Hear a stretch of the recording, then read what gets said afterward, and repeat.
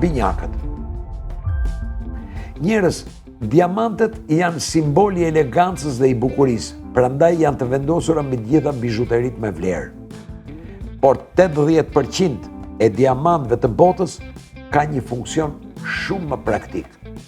Fal fortësisë së tyre dhe rezistencës ndaj temperaturave, diamantët përdoren për makineri të ndryshme në industrinë mekanike, si për të prerë, për të rasketuar, për të mprehur detaje të ndryshme, për prerje, precizioni e të tjera.